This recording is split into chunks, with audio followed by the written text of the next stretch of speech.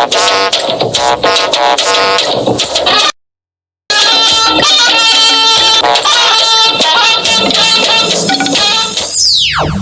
assure everyone that our hope and confidence of a greater future shall not be in vain. 2021 appropriations bill becomes law.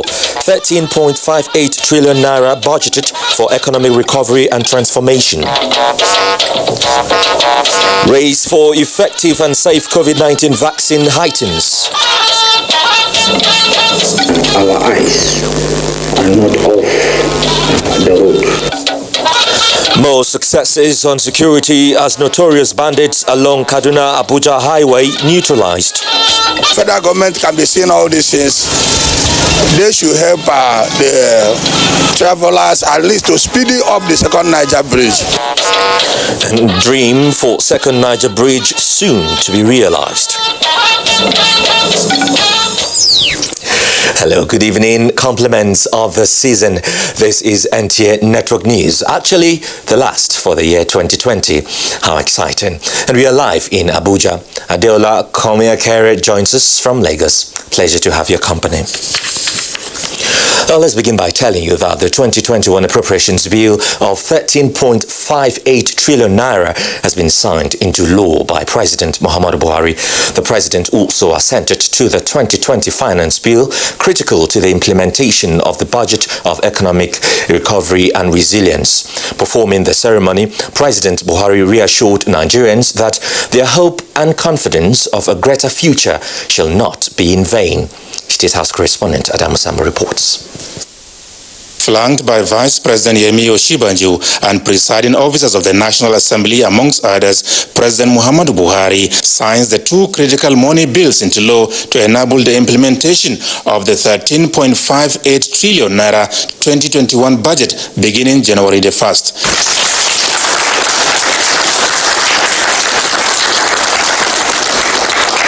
This is the second consecutive year since the return to democracy in 1999. The nation's federal budget will be passed and assented to before the commencement of the new fiscal year, a further confirmation of the administration's resolve to maintain a predictable January to December budget cycle. As you are all aware, our economy recently lapsed into its second recession in 4 years. We intend to use the budget to accelerate our economic recovery process, promote social inclusion, and strengthen the resilience of the economy. Ministries, departments, and agencies are hereby directed to redouble efforts towards implementation of their programs and projects in ways that promote the greater public good. The president appreciated what he called sustained mutual understanding, collaboration, and high-level constructive engagement between the executive and the legislature, which made the accelerated enactment of the important money bills possible. This partnership, he said, must be sustained regardless of any differences in the greater interests of Nigerians. He, however, said changes made to the executive proposal will be examined and, where necessary, requests for amendment, variant, or appropriate adjustments will be forwarded to the National Assembly for consideration so that the core objectives of the budget are accomplished. The 2021 budget is very critical to the delivery of the legacy projects of our administration. I also expect that the 2021 budget will stimulate domestic economic activities and create employment opportunities, especially for the youth. Relevant agencies are to ensure the realization of our crude oil production and export targets. Heads of defaulting agencies are hereby warned that they will be severely sanctioned. And in view of the recent spike in coronavirus cases nationwide, the president promised to ensure timely implementation of the health and emergency measures in the 2021 budget towards controlling and containing the global pandemic, as well as protecting the lives and livelihoods of Nigerians. As a nation, we are currently confronted with diverse challenges at this time. I commend the understanding, sacrifice, resilience of our people, both young and old.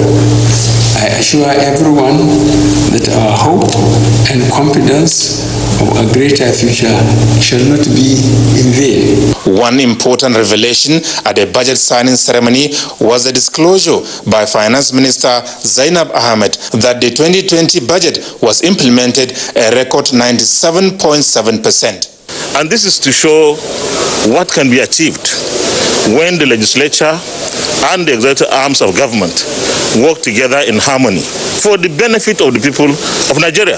So long as it is a national interest, we will give Mr. President the kind of support that he requires to make Nigeria a better place, to make Nigeria a safer place, to make the economy of Nigeria work for every Nigerian. It's all about us. Government is all about everybody. It's not about the legislature, it's not about the executive. The president said it clearly. He said we also need the cooperation of the civil societies. He asked the agencies and the ministries to also cooperate, because that's another arm of government. That's another check and balance to government. And so we're calling on them, we're calling on the people out there to continue to show support.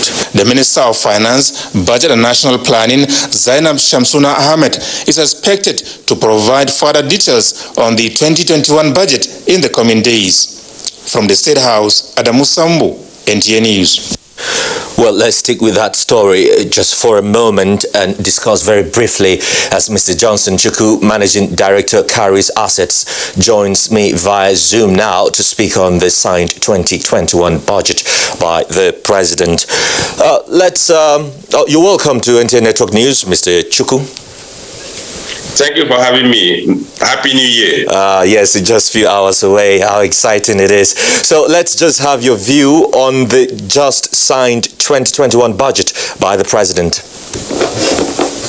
Well, I will start by commending the President. I think it's a New Year gift to Nigerians that for the second year, consecutive year, the budget implementation will start on the first working day of the new year. So that gives government the headroom to implement the budget. Like you rightly pointed out in your introductory news, the Minister of Finance said 2020 budget was implemented to the level of more than 90%. That's obviously because that budget was signed into law despite the difficulties the economy faced in 2020. For us to talk of close to 100% budget implementation, it's one of the best we've seen in the history of this country.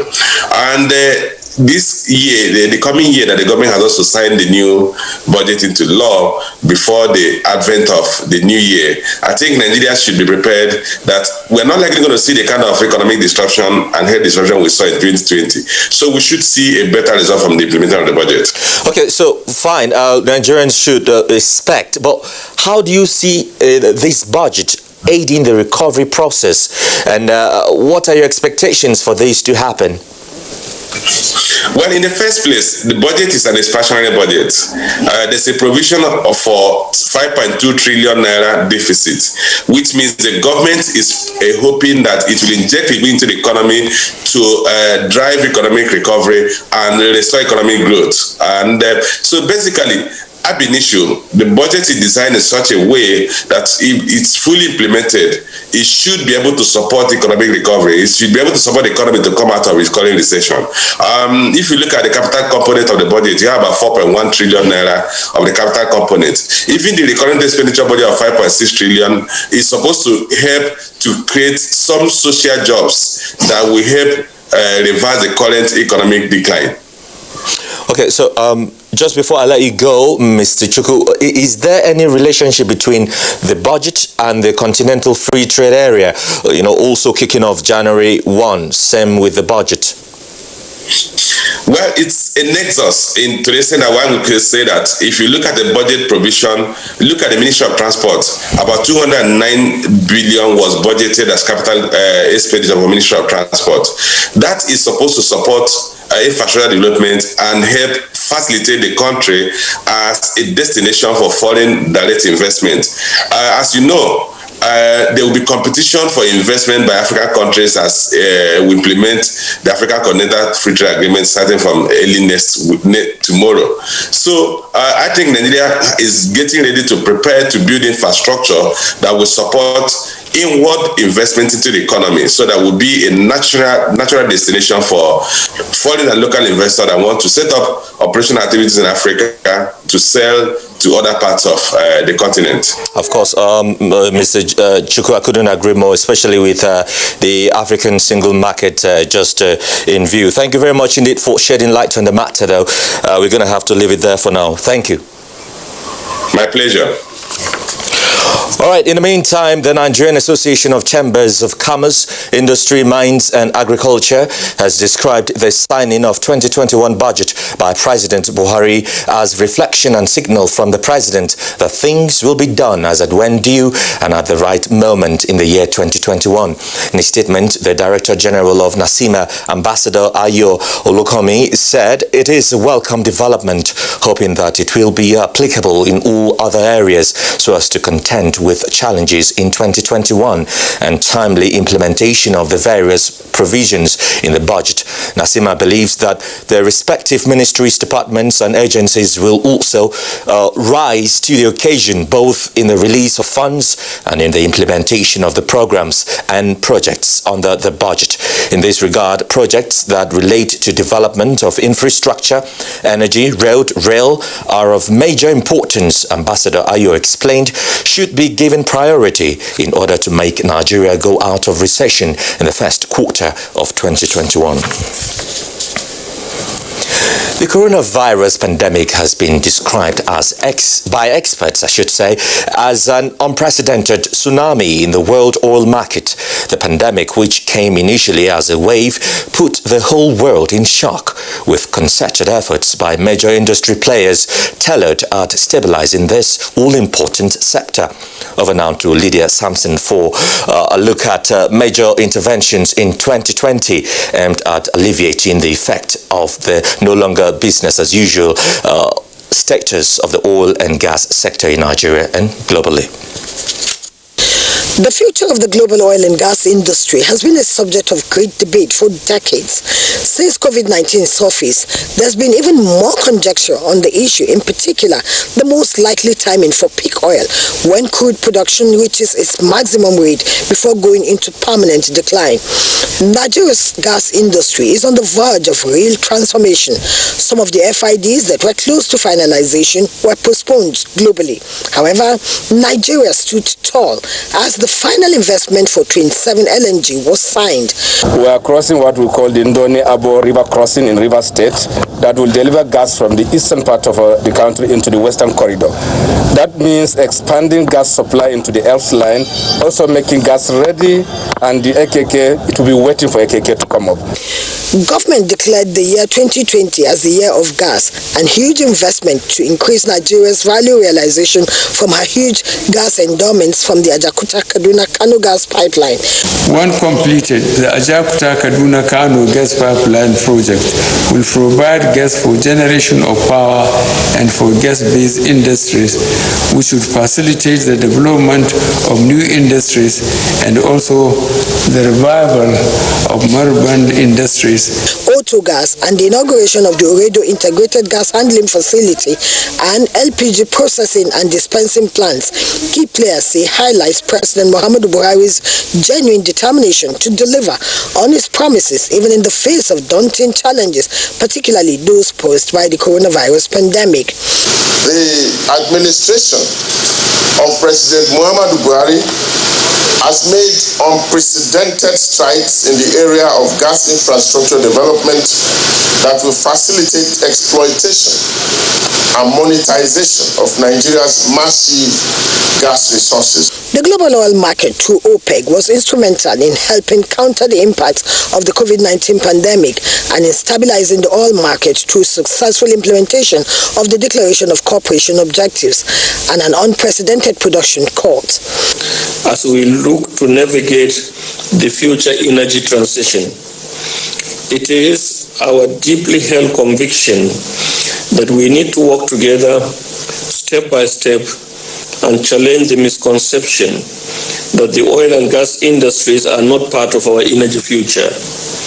The chain reaction of events due to COVID-19 and the drastic measures taken worldwide to mitigate the spread of COVID-19 led to an unprecedented drop in the demand for oil and a corresponding catastrophic collapse in prices. OPEC's latest World Oil Outlook, for example, forecasts increasing oil demand for 2 more decades. The good news is the federal government is resolved to deepen local content, transparency and accountability so that Nigerians can have maximum impact from the oil and gas sector going forward. In Abuja, Lydia Sampson, NTA News. Now, President Muhammadu Buhari will make a New Year broadcast to the nation Friday, January 1, 2021 at 7 a.m. A statement by Senior Special Assistant to the President on Media and Publicity, Garba Shehu, enjoins television, radio and other electronic media outlets to join the network services of the Nigerian Television Authority, NTA, and Federal Radio Corporation of Nigeria, FRCN, respectively, for the broadcast. Meanwhile, President Muhammadu Buhari has applauded the outgoing President of Niger Republic, Muhammadu Issoufou, and the citizens of the country for the peaceful and successful conduct of the last presidential and parliamentary elections. This was while granting audience to the leader of the ECOWAS election observation mission to the neighboring Niger Republic and Nigeria's former Vice President, Mohamed Namadi Sambo. State House correspondent Adama Sambo has more. Mohamed Namadi Sambo was in the State House to convey to President Muhammadu Buhari the gratitude of the election observation mission for the support given by Nigeria, as well as the deep appreciation of the government and people of Niger for its administration's continuous assistance, cooperation and encouragement. Describing the elections as successful, free and fair, the former Vice President of Nigeria explained that there was no incident that created any alarm and expressed the hope that this peaceful conduct will continue. For President Muhammadu Buhari, the Nigerian leader Muhammadu Issoufou deserved to be congratulated on how he organized and conducted the elections. Muhammadu Issoufou, he said, is going home with honor and grace. The president, however, expressed regrets over reported incidents of violence in some other countries in the sub-region. As he put it during the closed-door engagement, seeing how bloody it has been in some other countries, Issoufou must be congratulated on working out this so well to enable him hand over and go quietly. President Buhari also praised the work of the ECOWAS mission to Niger Republic under the former Vice President of Nigeria, Mohamed Namadi Sambo, describing it as very impressive. From the State House, Adamu Sambo, NTA News. Well, do stay with us here on NTA Network News. Let's just take some messages. We're back shortly. Dear customer, link your Airtel number to your national identification number today. Here are easy ways you can do it. Dial *121*1# on your Airtel line and follow the prompts on the screen. Type in your 11-digit government-approved NIN number. You will receive a confirmation message to confirm your entry. You can also visit www.airtel.com.ng/NIN to link your phone number to your NIN. If you do not know your NIN, simply dial *346# to get it. No stress, no wahala. Airtel, the smartphone network. Season's greetings from the Federal Road Safety Commission. The Federal Road Safety Corps appreciates all road users and all other stakeholders for your cooperation. This is a season of peace, joy, and love. Road crashes are trending down in Nigeria, and together we shall keep it down. I urge you to travel safe and avoid drinking while you drive. These are presidential orders. All public buses, taxis and tricycles must travel at 50% capacity, and drivers are to ensure passengers wear face masks. Be alert, avoid dangerous driving and behavior. Wishing you a safe and prosperous year ahead. The Corps wishes you happy celebration and safe travels. In case of road crash, call toll-free lines 122 or 0700-225-53772. Announcer BC Kazim, Assistant Corps Marshal, Corps Public Education Officer, FRSC. In this earth, we grow champions. In this earth, greatness takes root. Here, talent flourishes and passion ignites. Here, dreams, they come alive. We know football and life, they are the same.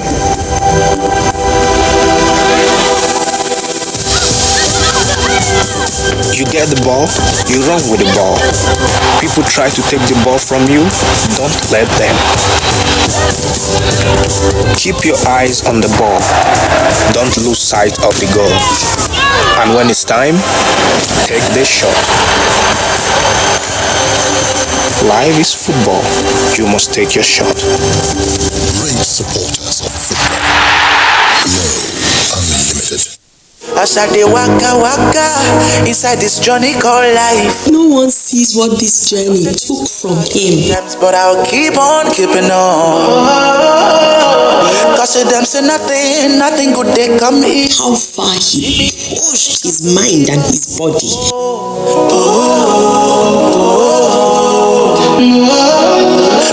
How many times he broke down and needed support. Success lies on the other end of pain. See as everybody they hail am now, cheering every verse and chorus. As Naija mama where I be, my son no fit carry last. So when pain comes knocking, we look back at it without fear and say, not today. For aches, pains, and fever, trust Emzor Paracetamol.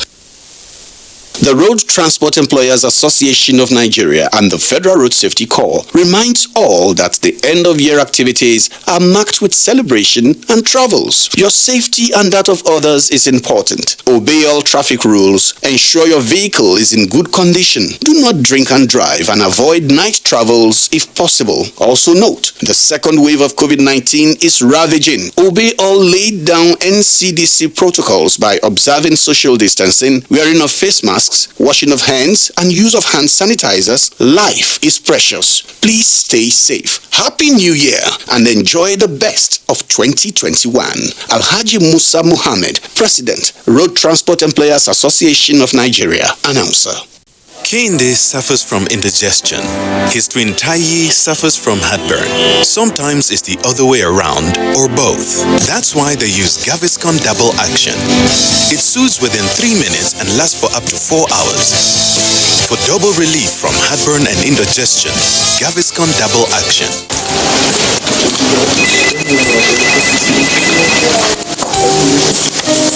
There are no small beginnings, only stepping stones to bigger things.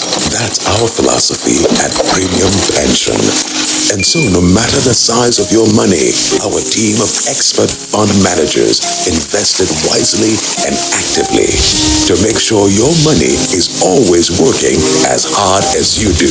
After all, the things we're building today can help shape your future in the long run. And with the right partner by your side, the one thing you're sure to do is soar. Premium Pension. Active today, premium tomorrow.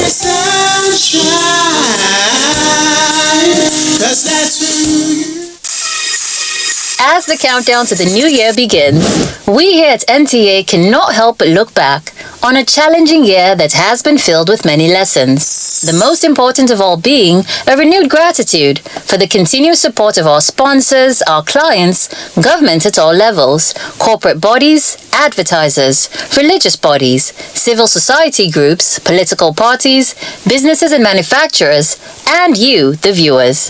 As we cross the finish line together, the celebration of new beginnings would simply be incomplete without you there. And we look forward to sharing the coming year with you. Here's to an excellent year ahead.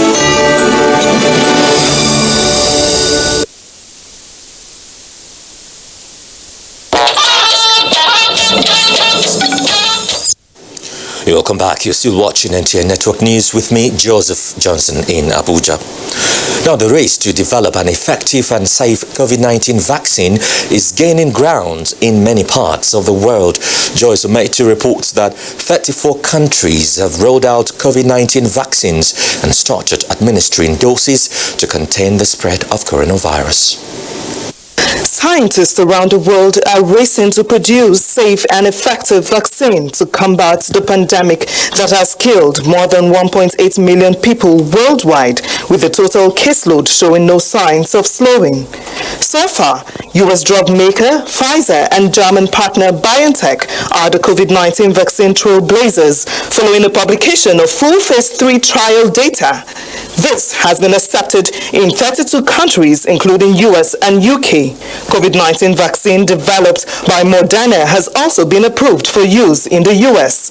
4 countries have approved Russia's Sputnik V, UK has approved AstraZeneca, and Sinopharm currently used in China. However, some rich nations have either booked or bought most of the doses of these vaccines, while others have started mass vaccination programs, leaving low and middle-income countries at the bottom of the queue. Global concerns about COVID-19 vaccine side effects are on the rise. As precautionary measure, health officials have advised those with a history of significant allergic reaction not to take the Pfizer-BioNTech jab.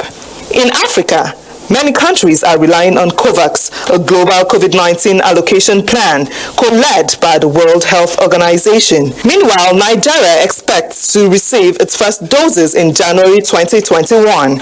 Health Minister Osage Ehanire said that the country has an operational group in place to handle vaccines. In the final WHO's media briefing for 2020, senior officials warned that vaccination is no guarantee of virus eradication.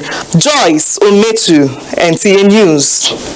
Now let's discuss these vaccines a little further, as I have Professor Mojishola Adeye, the Director General, National Agency for Food, Drugs Administration and Control, NAFDAC, joins me now from Ibadan Network Center to speak on Nigeria's preparedness for the vaccines. You're welcome to NTA Network News, Professor. It's good to be here.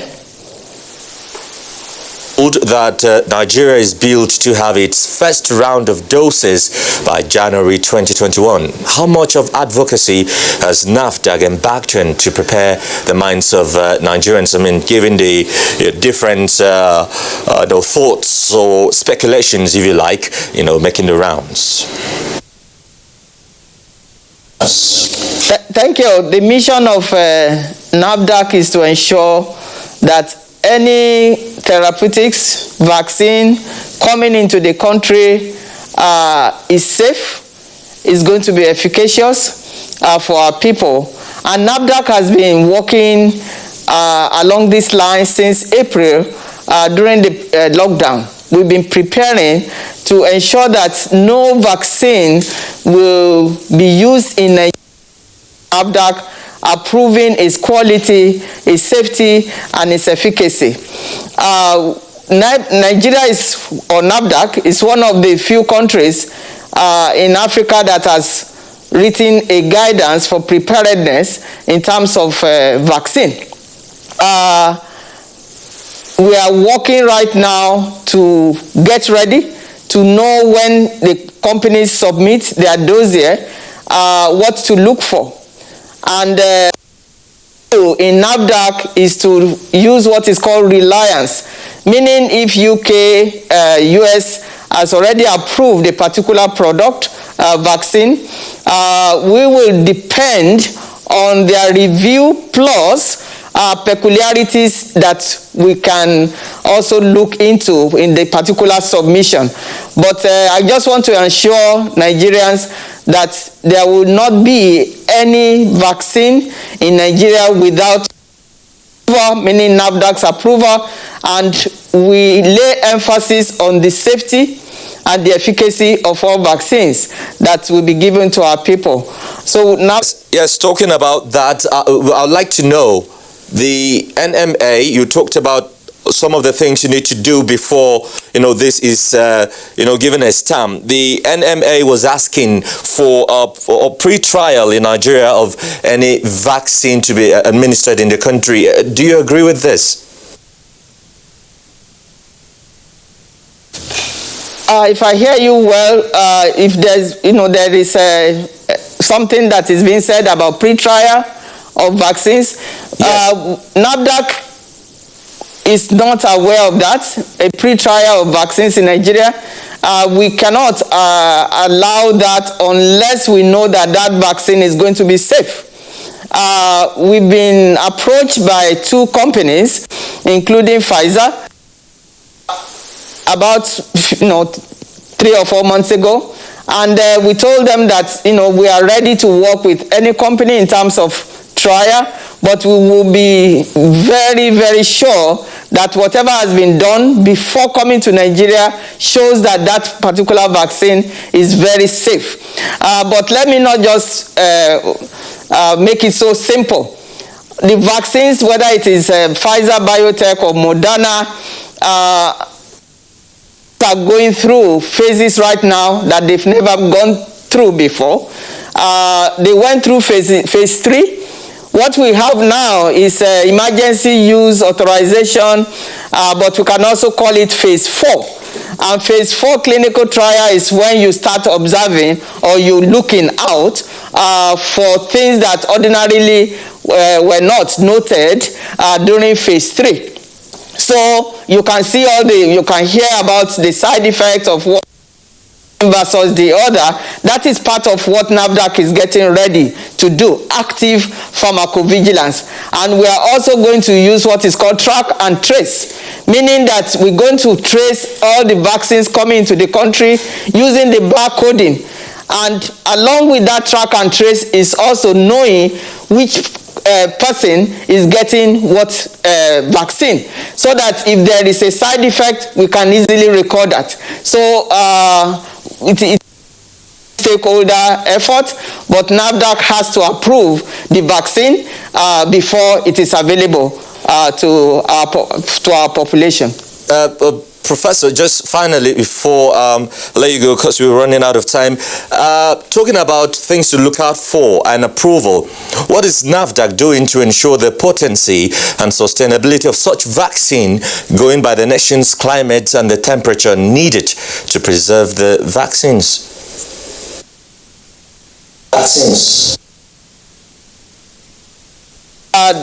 The vaccines, for example, Pfizer, it has to stay under -80 degrees. Moderna, can stay in the refrigerator temperature or freezer temperature. Now, part of what NAFDAC is going to be doing is monitoring the stability, meaning the potency, as it moves from one part of the country to the other, or with time in terms of storage, what is the temperature condition. That is part of what NAFDAC is doing. And our vaccine lab is being augmented now. In fact, the government has supported us in building a new vaccine lab, but meanwhile, we have a lab that can take care of the lot assessment or the potency of the vaccine.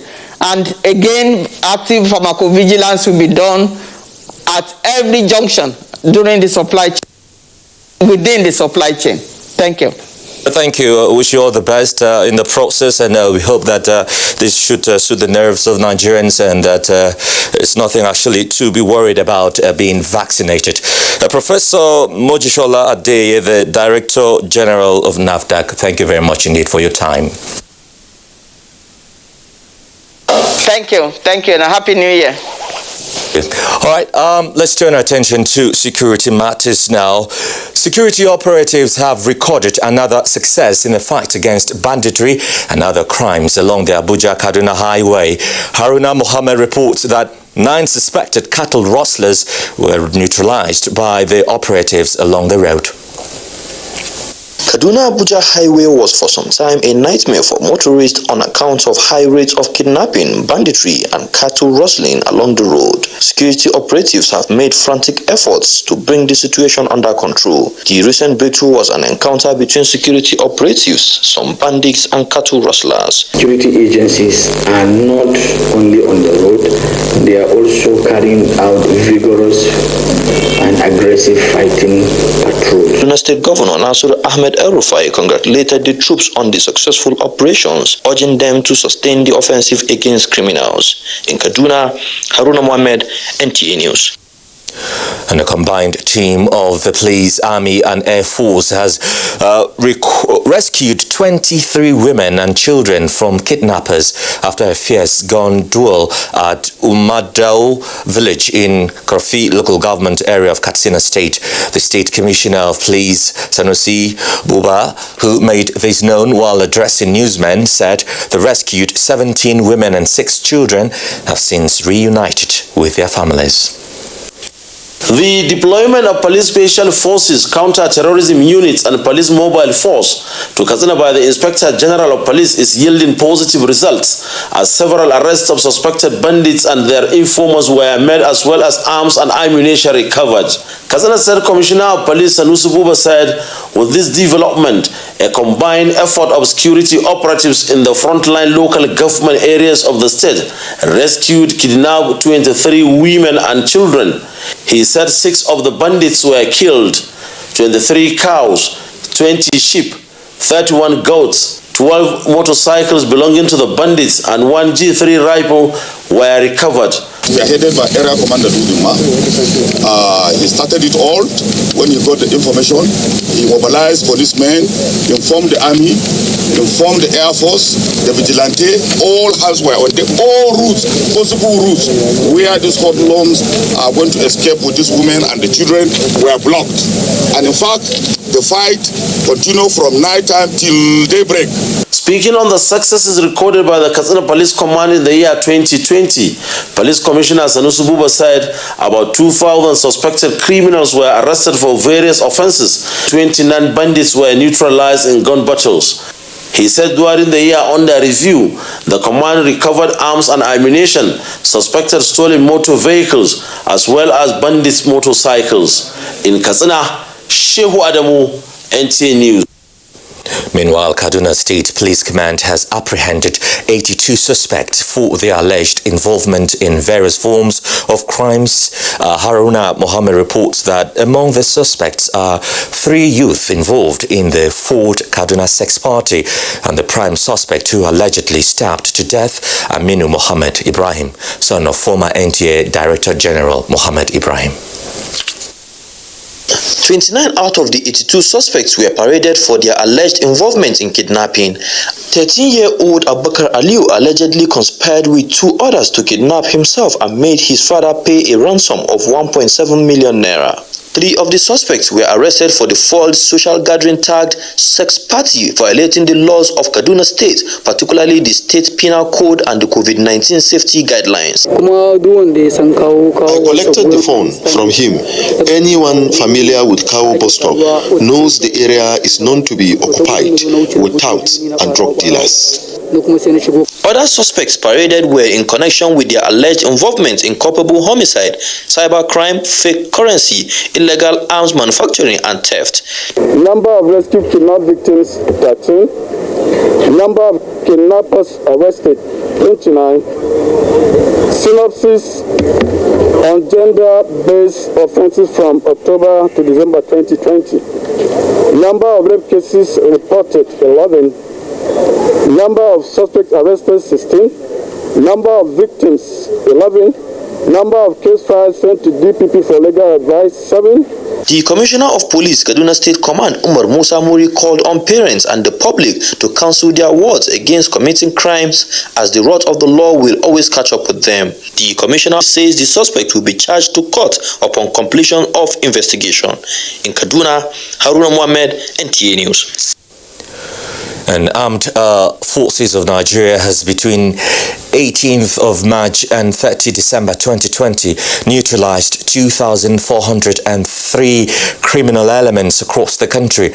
This is in addition to scores of other terrorists and armed bandits killed during airstrikes in the period. Coordinator Defense Media Operations Major General John Enenche disclosed this at an end-of-year media briefing in Abuja. Francis Form reports. Within the periods under review, troops engaged in series of land, maritime and air operations involving kinetic and non-kinetic approach. The coordinator of Defense Media Operations says these operations resulted in the rescue of 864 kidnapped victims and recovery of 9,684,797 liters of stolen automotive gas oil, popularly called diesel. 33,516,000 of DPP, among others. And then, yes, it is good to point out here that 1,910 criminals were arrested, majority of them under investigation, and at the end of the investigations, some appropriate judicial processes have commenced, and others will commence on completion of investigation, of which we always fully. General Enenche attributed the successes recorded to the commitment and determination of the gallant troops. We will continue to sustain the offensive and will not relent until peace is restored to every troubled zone in Nigeria. The military high command commended Nigerians for their support and solicited further cooperation in providing credible information that will facilitate proactive engagements in the coming year. In Abuja, Francis from NTA News. Still talking security matters, the Directorate of Defense Media Operations, DMO, says the Air Task Force of Operation Lafia Dole has neutralized several Islamic State of West Africa province elements and destroyed their hideouts 1 kilometer north of Tumbun, Guinea, on the fringes of Lake Chad in Borno State. DMO Coordinator Major General John Enenche says this was achieved through airstrikes executed on 30th December 2020 after a series of aerial surveillance missions indicated that the location camouflaged under dense vegetation was used as a staging area where some ISWAP leaders and their fighters planned and launched attacks. Nigerian Air Force NAF fighter jets and helicopter gunships attacked the location, destroying some structures and neutralizing several of the ISWAP fighters. ISWAP survivors were hit by a second wave of rockets and subsequently mopped up. Adiola in Lagos guides us on how the commercial city is preparing for 2021. Adiola, just a few hours to 2021. I'm pretty sure you're in high spirits for the crossover, aren't you? Exactly, that is the mood here in Lagos. We're so excited that 2020 is done and dusted. It is a common phenomenon for people to make plans yearly towards progression in everyday life. However, it is also one thing to plan and another thing to actualize them, as one plans are nothing but wishful thinking. Our correspondent, who sampled the opinion of people on their dreams and aspirations in the outgoing year, reports that respondents described 2020 as a challenging year. The much talked about year 2020 came with lots of expectations for many. Unfortunately, just when people were beginning to settle down for the first quarter, an unwanted visitor came knocking, killing, destroying, and turning around fortunes. Economies crumbled, while policies and governments suffered major setbacks. Apart from the untold hardship experienced due to the COVID-19 lockdown, there was also lost opportunities. COVID-19 pandemic, which has disrupted the plans of everybody. Personally, I will say that I've not been able to achieve what I set out to do this year. Contracts have not been coming. As I look at this year, from my own personally, you go on loss, especially on my plan from January 2020 to middle of this year. The very tall dreams of many were cut short, but for these ones, they are thankful for life. Say 2020 is good for me. 2020 is a year of like what I've been expecting for years. I achieved it 2020. For me, I survived through the mercy of God. I survived through the help of people who have mercy for those who are not up to them. 2020 is a year of many troubles, but I thank God that I escaped through. Even though I pray for the 2020 to repeat itself in my life, because God really faithful to me this year. Despite everything that happened, but we are still alive. So I don't have anything to say than to give time, because a lot happened this year. Many are optimistic that better things lie ahead in the new year, even as they pray for a peaceful and prosperous nation. In just hours to the end of year 2020, residents of Lagos are still planning a trip outside the state to celebrate the new year with loved ones. Lynn Lenaka monitored movement in the metropolis, and she reports that transporters say it is not business as usual. Over the years, traveling to spend time with loved ones during the festive period has remained a constant, especially among Nigerians. In spite of the odds and challenges associated with COVID-19 pandemic, Lagos residents still find it necessary to travel.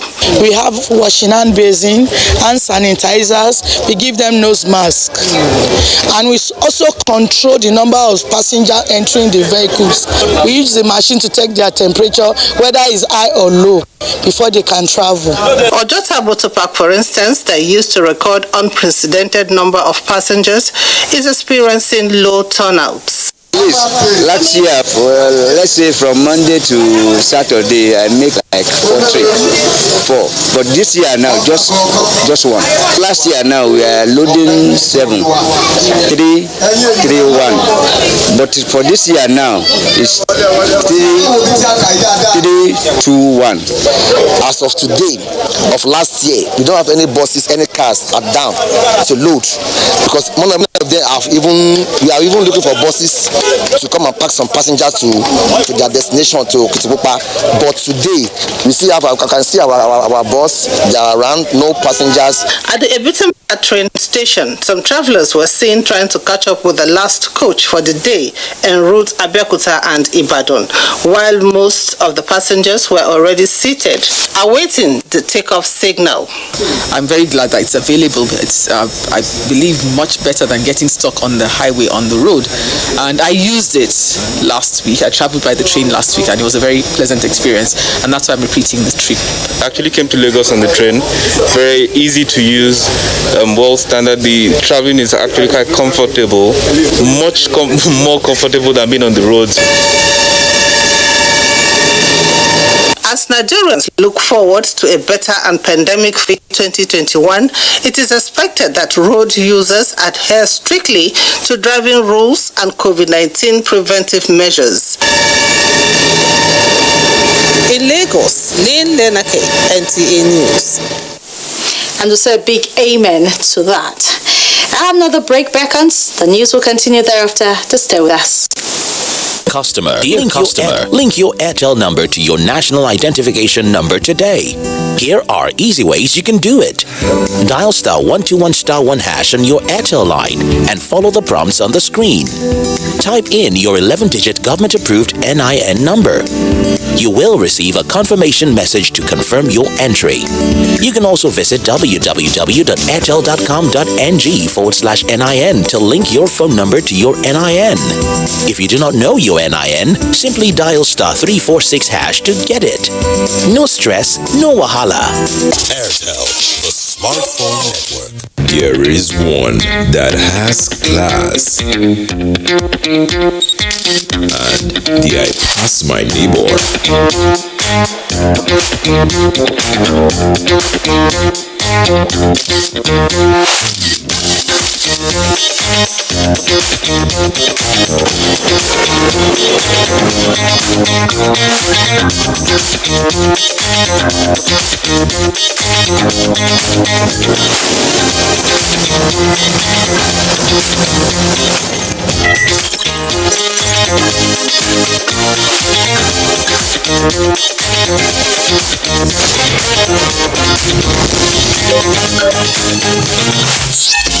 Don't be a joy killer. There is the right gadget for every moment. Redmi Note 9 Pro. Upgrade your life. Powered by Xiaomi. It is time for celebration. 30 years busting with goodness. The challenge can never stop us. You can't underrate us. You can't underrate it. Busting with so much greatness. Enjoy our wonder.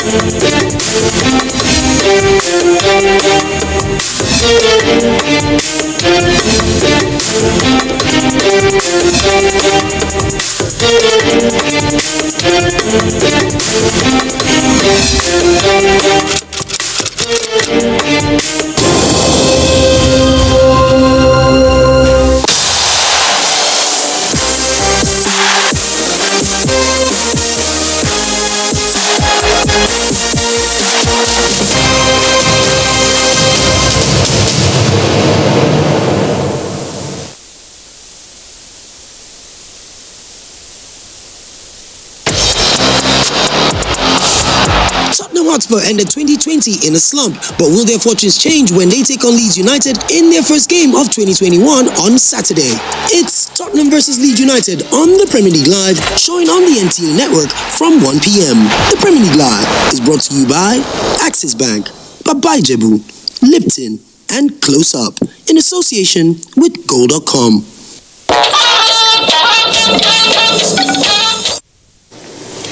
Despite the coronavirus pandemic that ravaged all sectors of the economy in the year 2020, there is still light at the end of the tunnel as the federal government is not relenting on the steady work at the second Niger Bridge to ensure the completion date of February 2022 is met. Maureen Ezokeke brings us an update. Built in 1965, the existing Niger Bridge was a national wonder and became the crucial east-west link for several decades. Today, this traffic corridor has simply become inadequate due to increased vehicular movements, making heavy traffic a daily experience for travelers. I'm coming from Ondo State. When I come, I spend no less than 2 hours and here before I can cross this bridge. Even if federal government can be seeing all these things, they should help the travelers at least to speed up the second Niger Bridge. Thanks to the administration of President Muhammadu Buhari, this unpleasant experience will soon be in the past as the administration is diligently working towards the completion of the second Niger Bridge to provide an alternative route for travelers. The scope of the project, which include the construction of 1.6-kilometer long bridge, 10.3-kilometer highway Owerri interchange, and a toll station, has already reached about 50% completion, while the entire project is expected to be completed in February 2022. When they built that first bridge, they thought it was too much. Now it's not enough, and that's how I think you should look at infrastructure. But you build it once and you hope that you never have to go back to it again. Aside easing traffic flow, the second Niger Bridge, when completed, is expected to create greater opportunities for local residents by advancing the commercial viability of the immediate area. In Onitsha, Maureen Ezokeke, NTA News. Meanwhile, the Corps Marshal of the Federal Road Safety Corps, FRSC, Dr. Boboyo Yemi, has enjoined Nigerians to drive safely and adhere to travel protocols that promote COVID-19 prevention.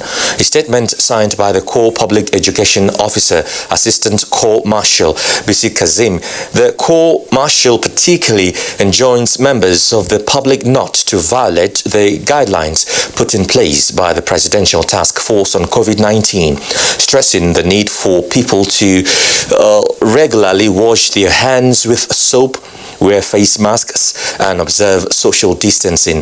The Corps Marshal, the statement reveals, is pleased with the conduct of drivers during Christmas celebration and says there is need to sustain such good habits to avoid high rate of road traffic crashes. And now let's bring you sports with Kene Emma Abudike. The dreaded COVID-19 pandemic no doubt disrupted global sporting calendar in 2020 to such an extent that sporting activities were completely or partially absent in most sporting nations of the world, including Nigeria. Major scheduled competitions were cancelled, and the few that were held featured no fans or spectators amid strict adherence to COVID-19 safety protocols.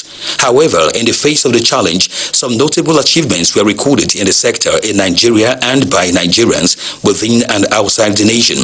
Recall that in August, the Federal Ministry of Youth and Sports Development released the 2020 Draft National Sports Industry Policy to the general public for review and necessary input. The process, which is ongoing, will eventually culminate in the presentation of the policy for approval by the Federal Executive Council. In November, 8 basketballers of Nigerian heritage met the NBA draft peak, surpassing the 5 in 2017. Two of them, Isaac Okoro and Onyeka Okongo, were drafted in the first round, while Precious Achungwa, Zeke Naji, Udoka Azubike, Desmond Bain, Daniel Oturu, and Jordan Wara were also drafted. Still on basketball, the D-Tigers ended their FIBA AfroBasket 2021 first-round qualifiers with a perfect record in Kigali, Rwanda, alongside Senegal, Tunisia, Egypt, and Cote d'Ivoire. In boxing, Anthony Joshua successfully defended his WBA, IBF, WBO, and IBO titles against Bulgaria's Kubrat Pulev on December 12 in London, while Efe Ajawa overcame his American opponent Jonathan Rice in a keenly contested bout in Las Vegas in September, even as the Scorpion Ridwan Oyekola beat Argentine Lucas Montesino in Ecuador in December to clinch WBF International Super Featherweight title. He's a good fighter. I respect him. In mixed martial arts, Nigeria's Israel Adesanya matched his prowess with spectacular victories in 2020 to emerge International Fighter of the Year, while also winning the Charles Mask Lewis Fighter of the Year award at the 12th MMA Awards. And in football, the 2020-2021 season of the nation's top-tier domestic league went underway in December in spite of challenges, making a return on national television. Steven Gape, and it's Watch out for more on our 2020 sports review. In Abuja, Kenen Ima Abudike, NTA News. The death has occurred of Chief Toye Ogunshui.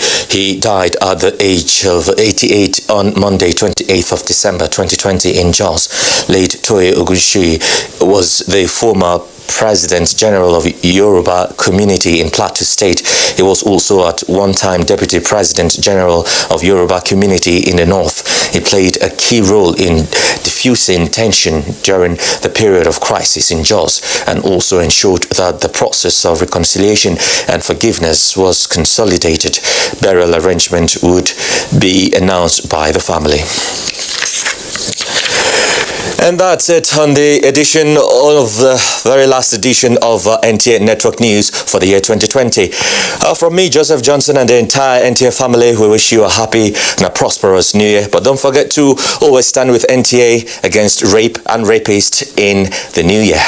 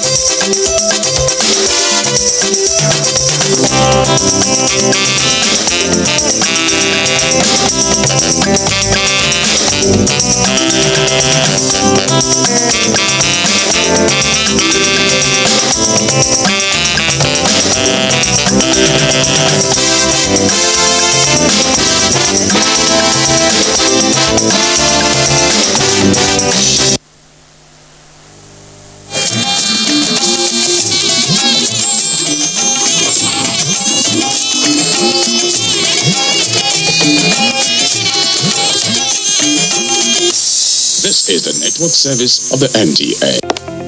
Although social media as a channel of communication is inherently harmless, it becomes harmful and damaging when used without discretion and thoughtfulness.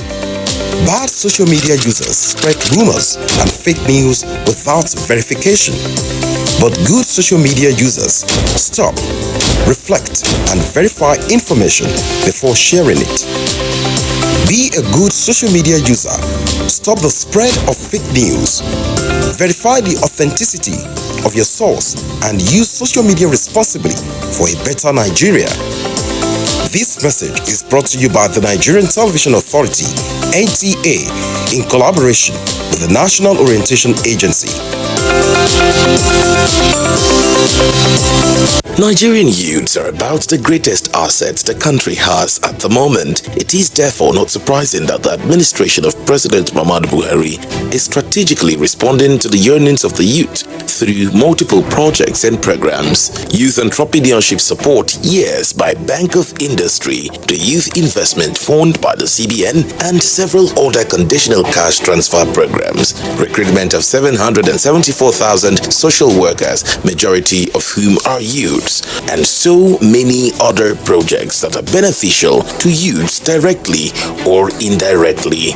If the administration can do all this, definitely with a degree of patience and time, it can achieve more. Nigerian youths must come together to say no to terrorism, no to vandalism, and no to all disruptive tendencies. Hashtag Youth for Greater Nigeria. Pacifying the youths, unifying the nation.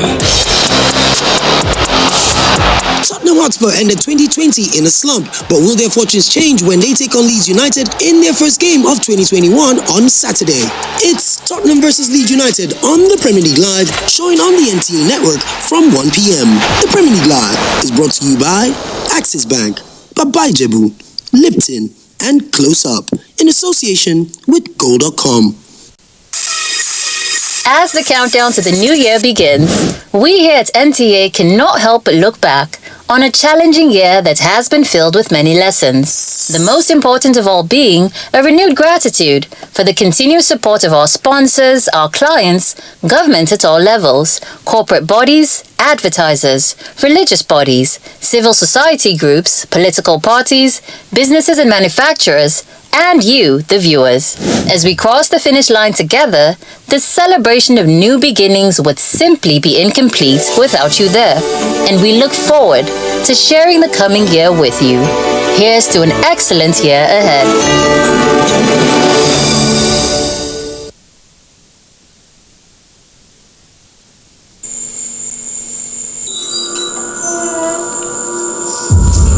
Life can be very eventful. We curiously expect things to happen, even when we don't know what. Our human nature makes us like and repost lots of information. Some are unverified, inciting anger and hate. Sometimes innocently, other times the urge to break it first. This, in most cases, has caused destruction in many nations.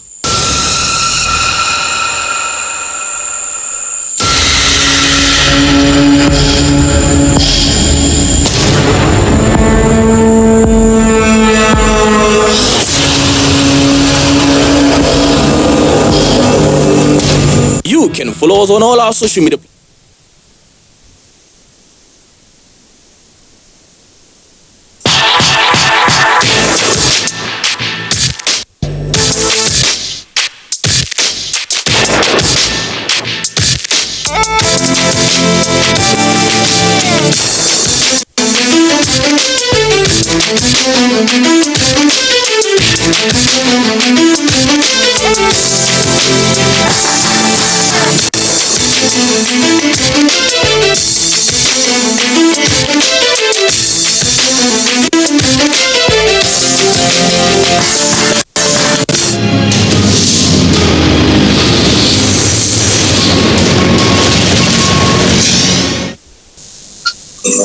As we prepare to draw the curtains on the year 2020, it's very obvious that the world has not turned the corner on the war against coronavirus and the several problems that come with it, social and economic.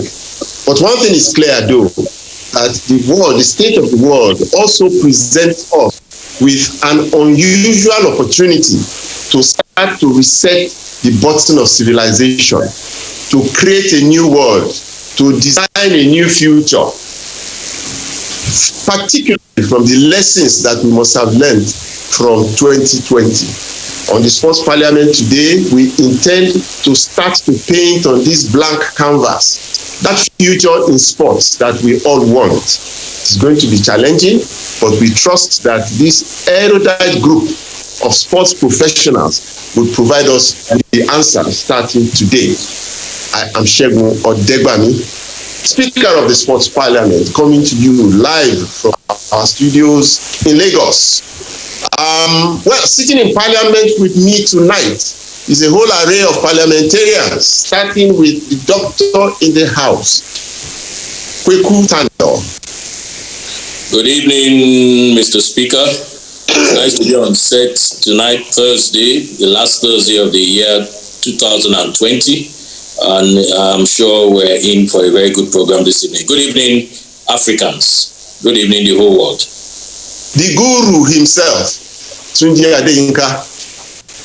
Good evening, Mr. Speaker. Good evening, Nigerians. And I am looking forward to a beautiful program this evening. Fantastic. The Maverick is in the house.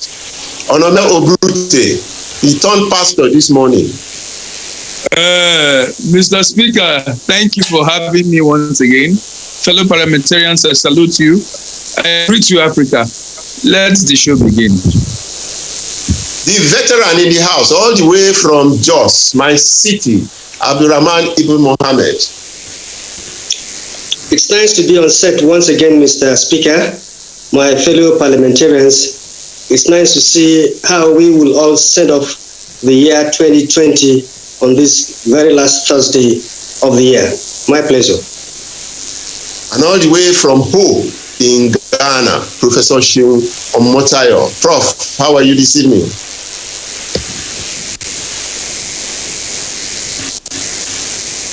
Prof needs to unmute.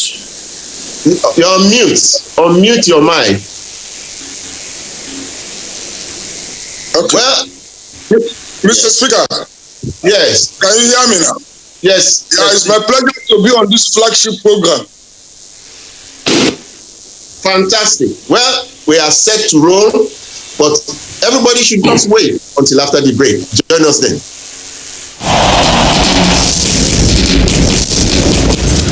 Issues in the sports sector remain one of the most debated among Nigerians due to the passion, followership, government involvement, impact on Nigeria's external image and our national life in the sports parliament. The NTA offers Nigerians deep views on issues with experts in the sports sector, offering in-depth analysis, hindsight, insight and foresight towards elevating Nigerian sports to the zenith on the floor of the sports parliament. Sports Parliament, a unique platform for sports discussions, showing live on the NTA. Keep a date with the parliamentarians. Your eyes have it.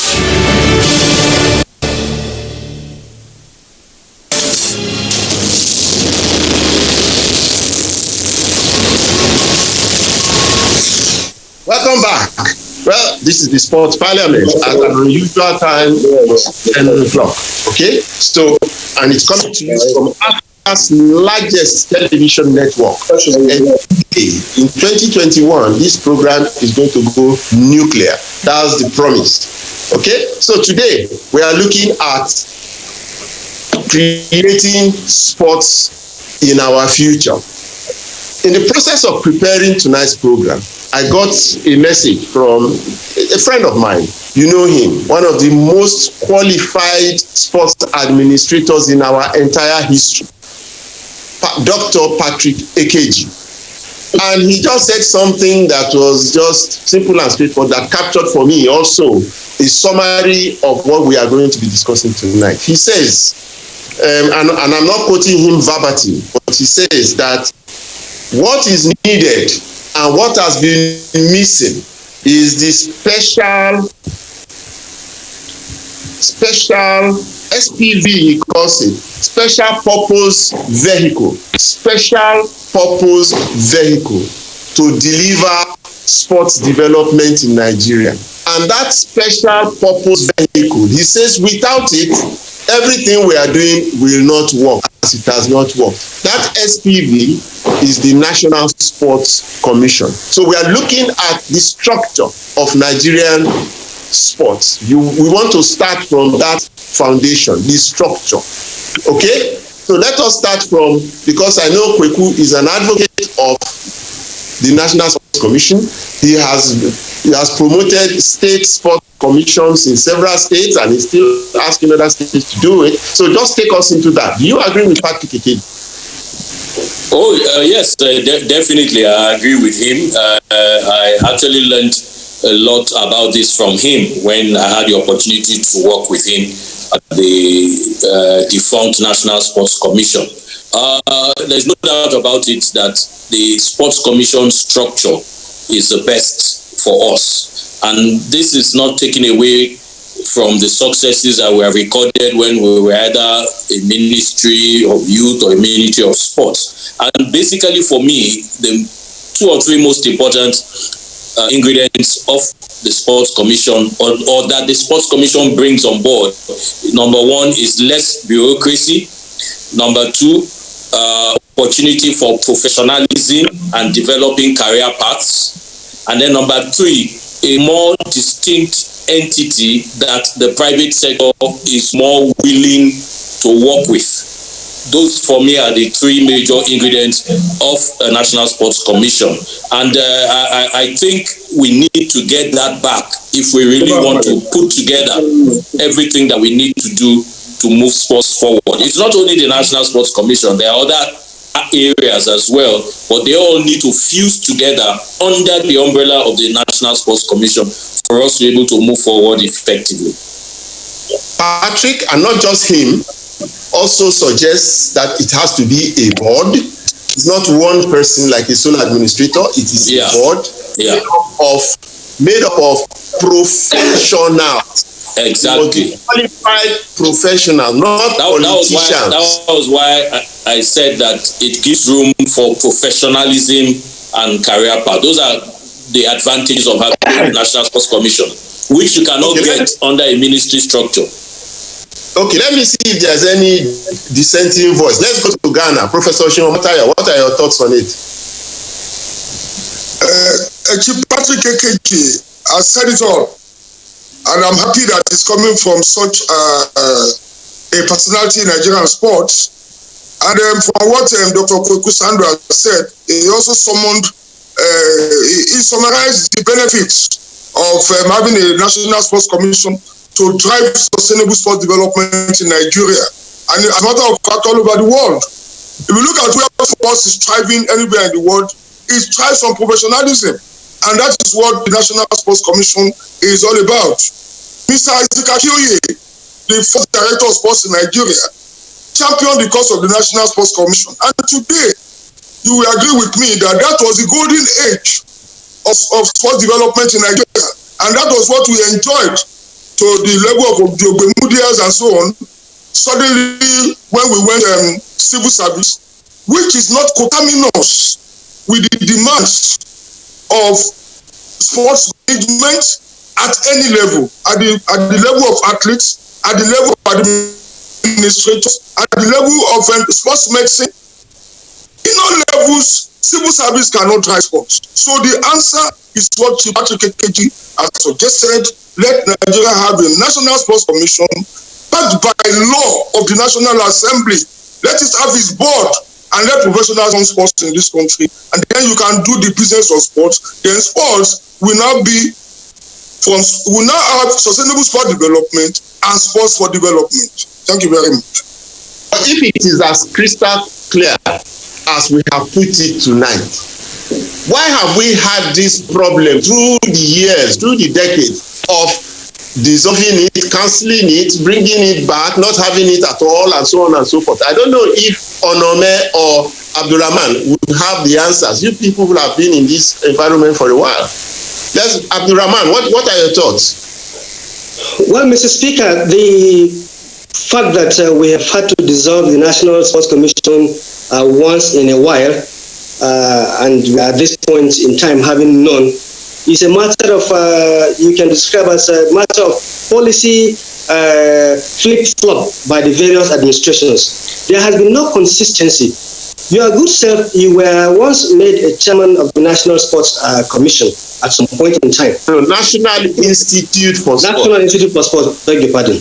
But even though it was supposed to be an appendage of the National Sports Commission and the Sports Ministry, because of the kind of ideas you had in your head, the professional ideas you had, you didn't you were not allowed to go the far that you could have gone by the system. The simple fact is that, like Professor Sheon has captured it admirably, the civil service structure is not in any way conterminous with allowing sports to grow the way it should. There is no switching off at all. There is no room for, godfatherism or patriotism. It's either you have it or you don't. And it's only a professional structure like the National Sports Commission that will allow that. In the past, when we dissolved the National Sports Commission, it's either we have the Ministry of Sports aligned with youth affairs or women affairs. All these are, segments of the society that demand adequate attention on their own. And sports also needs to be taken care of on its own. Like the Prof has stated, certainly almost all the modern achievements that we've had in Nigerian sports from 1970 to the late 90s and early 2000s can be, traced to the National Sports Commission. Either their coaches have gone down there.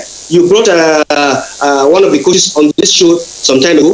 They go down to the grassroots. The sports administrator in the ministry would rather sit in the office doing civil service stuff. No, it will not sell. It will not grow our sports. Like Kweku had stated, the private sector will not gel well with that society. And to just give a final example before Onome comes in, because I know he has one or two things to say. We have the Ministry of Petroleum Resources. Ordinarily, that should have been enough to run our petroleum affairs. Then we have a specialist agency, the NNPC, employing professionals that know what to do about oil drilling, about exploitation, and so on and so forth. That is a clear case that yes, we may have a sports ministry, but it's not the same thing as having a national sports commission. That is where, if we want to go forward. Okay, well, Onome, let me just help you, because we have a brilliant journalist, a very successful journalist as our sports minister today. We don't know him with sports. We didn't know him with sports. He's doing his very best to catch up with the knowledge of running sports. But that's a purely political appointment. He's a minister, he's a politician, and he was brought in politically into it. How are we going to resolve this issue between putting the responsibility now for the resetting of this National Sports Commission in the hands of the politician? Onome? Mr. Speaker, today I am speaking pure pidgin English so that the masses will hear me well. Waiting on they talk when we never do before. Have we not done this before? What are the results? Waiting be the scorecard. Me, I'm not in support of any sports commission. For me, committee that is not committed is to commit fraud. That is my own. We have the Ministry of Sports. Let those people who go to work at 8 o'clock and close at 2 o'clock and start selling their market in the office, let them work their work. They should do their work. Like Oga Abdulrahman said just now, he just spoke to me. We have the best heads in our ministries, but because of the unique nature we find ourselves in Nigeria, some people believe that them being redundant and playing Candy Crush. They play Candy Crush with people's lives and businesses in their offices. Let those people, they should begin to work. All this creating of National Sports Commission for me or Onome Obrute, I've never been in support of it. Like I've said, we don't do one before. Show me the report card. Oga Patrick when they talk. When you be dead there, let people know what happened. For me, I'm not in support of any National Sports Commission. For me, it is just another committee to quit fraud. Let the people in the ministry work. But the people in the ministry are not professional sports people. For example, let me give you an example, just one quick example. The head in the ministry is a permanent secretary. Today they post somebody from Minister of Agriculture to become the permanent secretary in sports. Let me ask you a question. Listen. Oga, please wait. And then 2 months down the line. Is he not a journalist? Is the minister not a journalist? Listen. 2 months down the line, they post another person. How are you going to get continuity? How are you even going to first, that person will first understand the system? It can't work. It cannot work. Let me agree with you, Mr. Sando. Let me agree with you. I want to ask you a question. The one that we had before, where is the scorecard? What did that do? Yeah, but the scorecard under the National Sports Commission is definitely better than the scorecard under the ministry. We have so many examples and testimonies. So they should bring the report card. Let us see. Because for me, there's no difference. It is, well, because Onome, you are not speaking with facts and figures and data. Yeah. I see a lot of sentiment, but that's okay. There's no sentiment. I have just asked for the report card. That's okay. Okay. We can give you plenty of podcast. Plenty. Well, Tunji Adeyinka will be our moderator now, because looking at it from a purely business perspective, how does this impact on our sports development? You can add to what other people have said. Anyway, your own views on a foundation based on the National Sports Commission or the Sports Ministry. I think that the speakers have laid it very clear, and I can understand Onome's frustration as well. But the fact is that if you have a ministry where you regard subject matter expertise as very critical, it's like if you say that engineering is a field of study and the people who are building your bridges must be engineers, you find it difficult if you bring in a town planner or someone else into that field. And the example I would like us to look at is the US example, the American example, which I talk about time and time again, that they don't have a Ministry of Sports. Because it's not a cabinet level position or portfolio. It's a pure business which is built on the technical competence of that field. And that technical competence is grounded first at the developmental level, which understands that we must bring up talents from age 0 to 6. We must broaden participation at the bottom of the pyramid, and we must then take a certain percentage into the elite wing. It's a technical field. Which is why, if you look at things from a global point of view, if you look at South Africa as well, before you come back to Nigeria, and as some of the speakers have said, that under the National Sports Commission structure, which we have had in certain years, you've seen more development, more accelerated development in terms of athlete development, in terms of coaching development, technical development, and ultimately, if you begin to look at medals and the rest of them at the peak. So I think that is very critical and important. And look at some of the states that have also adopted that. You can look at Lagos State, for example, look at, I think, Delta States, look at a few other states that have adopted that. You will begin to see a structure, a better structure. I've had the privilege of working with the Lagos team from when Dr. Tando was there and even until recently. And the level of professionalism that you see at those different levels shows that they don't see it as politics. They don't see it as just civil service. They see it as something that they've studied in school, something that they've applied themselves to technically. So I think that we shouldn't dwell too much on that as a parliament.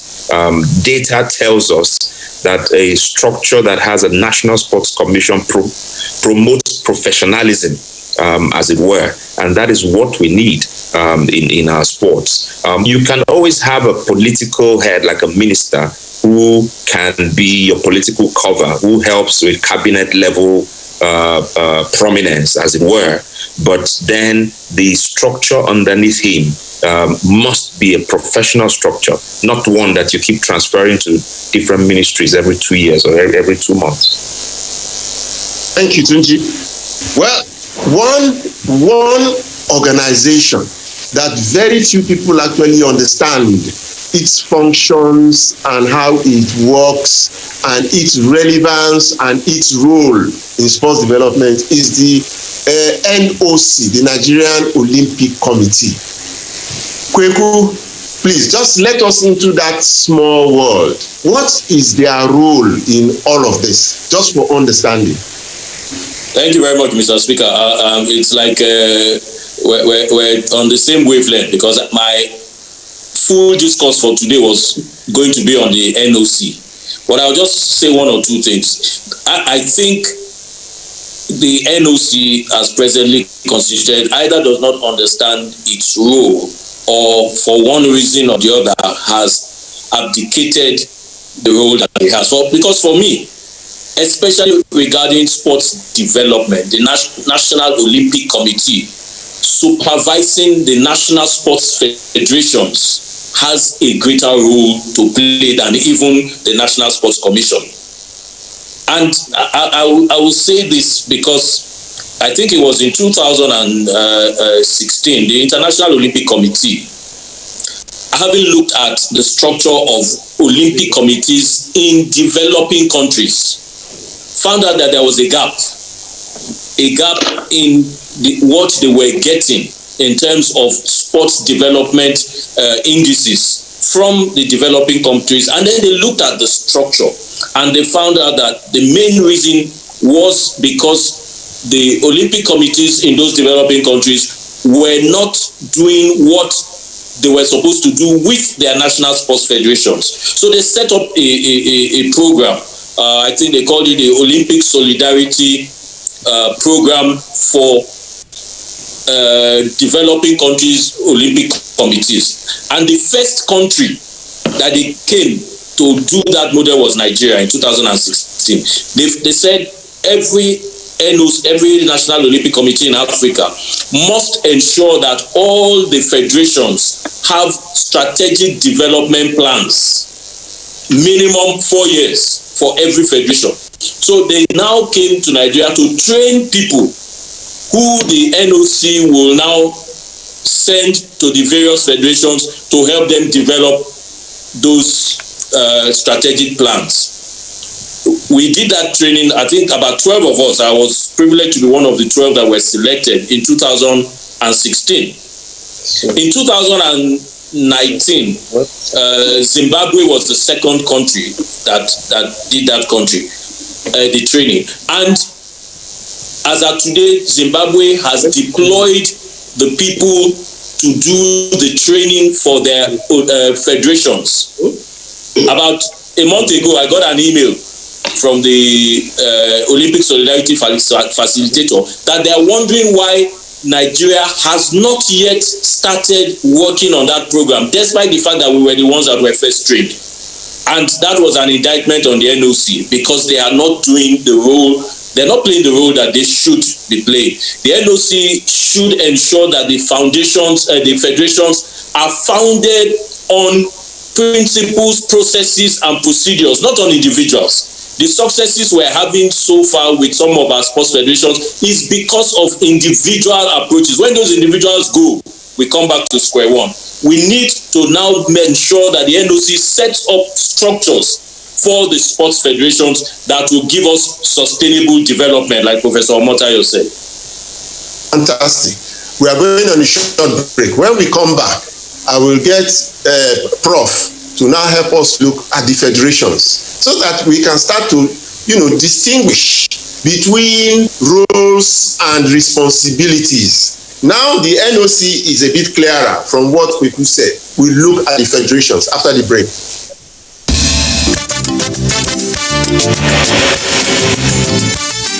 There's a star ticket.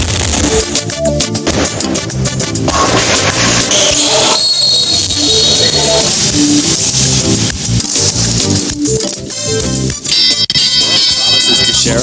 It's up that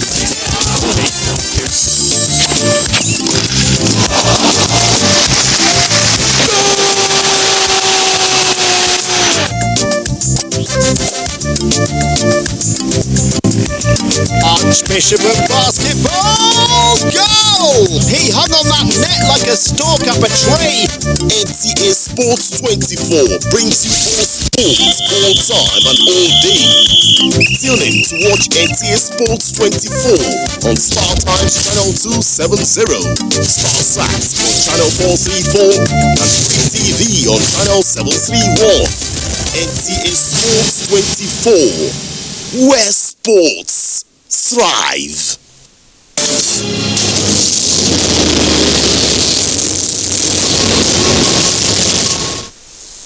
Welcome back to the Sports Parliament. We are looking at resetting the button for sports in Nigeria. We're talking about the federations. Onome Obute, I know you are chairman of a state federation, but I also know that there's a lot of confusion and not enough knowledge about the roles of associations and federations as distinct from the roles of those who are in charge of grassroots sports development. Tell us a little about the federations and what you can picture going forward, what the federations should be doing or the state associations should be doing. Thank you very much, Mr. Speaker. And my principal, the man who set me up to become chairman, is here. So, Atuna, I did my own Dr. Tando Sema go be chairman of badminton. And now I had to do it. Anyway. About you are doing it well. Thank you, sir. That report card is good. What I'm saying, Mr. Speaker, for example, let me start from what happened today. I had a very brilliant meeting with a very, very fine gentleman this evening who wants to expand badminton beyond what I ever dreamed could be possible. He wants us to do it in phases of series. He wants us to go to places where people don't go to. He wants us to go to the barracks.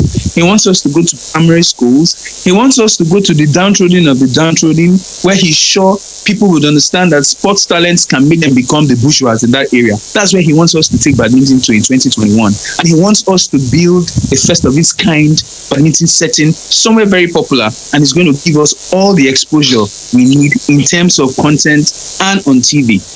Now, when I had that meeting with that man today, I look back at what we're discussing at the Family Enterprise Sports platform the whole of today, when we're talking about federations, associations, grassroots structure. The truth of the matter, Mr. Speaker, is those on top, let me remember that there is a foundation they are meant to cater for.